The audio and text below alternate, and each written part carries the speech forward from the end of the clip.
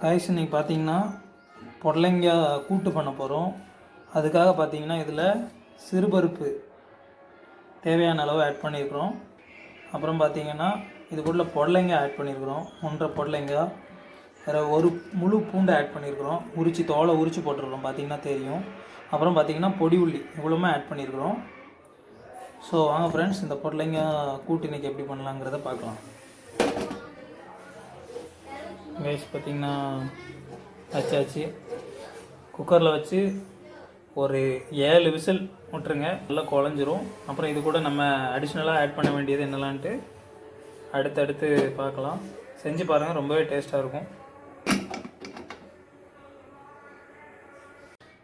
Guys பார்த்திங்கன்னா தேங்காய் துருவி வச்சுருக்குறோம்.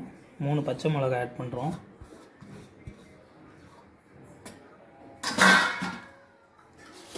புளி லைட்டாக தான் நம்ம எடுத்துருக்குறோம். உப்பும் அதில் போட்டு கரைச்சி வச்சுருக்கிறோம். இது கூட சீரகம் ஆட் பண்ணுறோம்.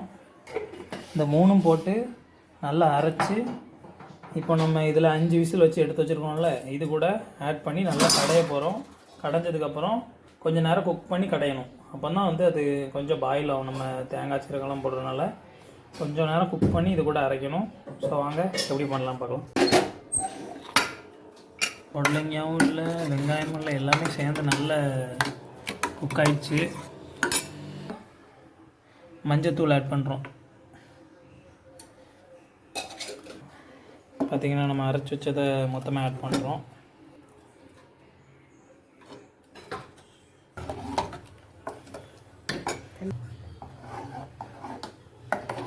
ரைஸ் பாருங்கள், இது நல்லா குழஞ்சிருச்சு. பொடலங்காய் பருப்பு எல்லாம் சேர்த்து நல்லா குழஞ்சிருச்சு. இது கூட நம்ம உப்பு ஆட் பண்ணியிருக்கோம். பார்த்திங்கன்னா புளி ஆட் பண்ண போகிறோம். புளி கரைசலில் நம்ம உப்பு போட்டிருக்கனால நம்ம கொஞ்சம் லைட்டாக 1 ஸ்பூன் ஆட் பண்ணாலே போதும். பார்த்திங்கன்னா புளி நல்லா கரைச்சாச்சு, புளி ஆட் பண்ணியாச்சு.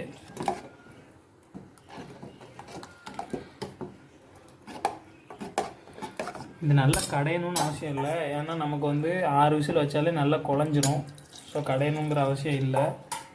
இதை நல்லா கொதிக்க விட்ருங்க.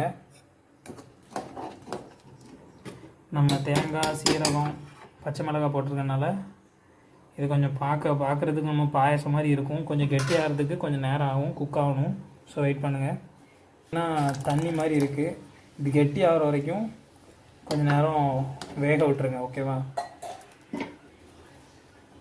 பார்த்திங்கன்னா பொடி உள்ளி ஒரு சிரட்டையில் கொஞ்சம் வெட்டி வச்சுருக்குறோம். பாருங்கள், பொடிசாக நறுக்கி கடுகு கருவேப்பிலை போட்டு தாளித்து இது கூட நம்ம ஆட் பண்ண போகிறோம்.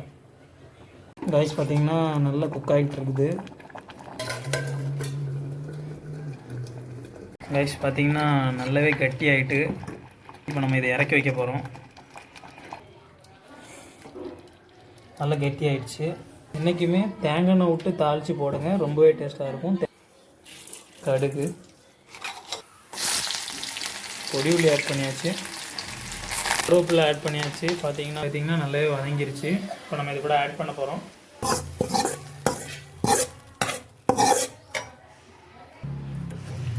ரைஸ் பார்த்திங்கன்னா நல்லா கிண்டி விட்டாச்சு.